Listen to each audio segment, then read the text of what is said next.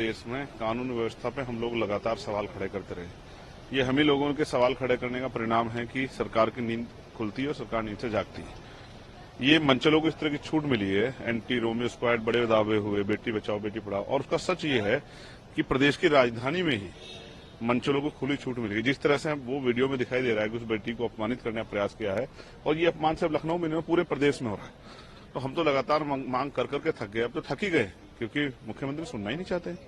अगर मुख्यमंत्री ध्यान दें कानून व्यवस्था पर और इस तरह की घटनाओं पर रोक लगे, तो जो वो वादे करते हैं कानून व्यवस्था, शायद वो जमीन पे दिखाई दें। अभी तक तो कहीं दिखाई नहीं दे रहे, और ऐसे लोगों पे कार्रवाई हो, ठोस कार्रवाई हो, जहां भी जिस तरह से, जैसे एक घटना मेरे संज्ञान में है गाजियाबाद की, एक बेटी के साथ जो है उसको पहले प्यार में रखा गया और फिर उसकी हत्या कर दी गई। अभी मुझे यहाँ सुबह उसकी जानकारी मिली। मैं मुख्यमंत्री से मांग करूंगा ऐसे लोगों पे सख्त से सख्त कार्रवाई की जाए कि दोबारा किसी बेटी के साथ ऐसा ना हो। कुछ अधिकारियों के ऊपर भी कार्रवाई की गई है वहां पे। ये जो जनता में आक्रोश हुआ, उसके बाद जो है सरकार को कार्रवाई करनी पड़ी। मैं तो कह रहा हूं निचले स्तर के जो कर्मचारी, उस पर कार्रवाई करने के बजाय जो जिले लेवल पे कर्मचारी बैठे हैं, अधिकारी बैठे, उन पे कार्रवाई की जाएगी।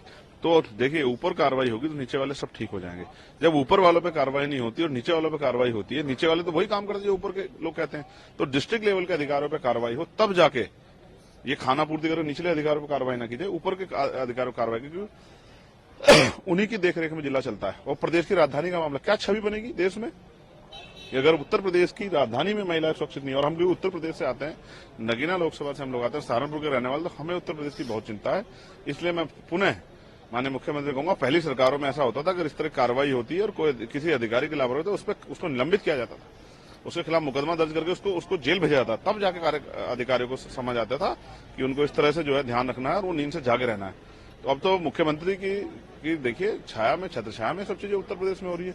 तो मुख्यमंत्री जी को उसका कठोर संज्ञान लेना चाहिए और नीचे ऑर्डर करने चाहिए सभी जिलों में, अगर महिला उत्पीड़न कोई भी घटना हो तो उस पर जाति धर्म से ऊपर उठ के ठोस कार्रवाई की जाए, किसी अपराधी को बचाना जाए, जो सत्ता पक्ष का हो चाहे विपक्ष का हो, सब पे गजब की कार्रवाई हो, जिससे कि आरोपियों के और मंचलों के हौसले जमी दज हो जाए।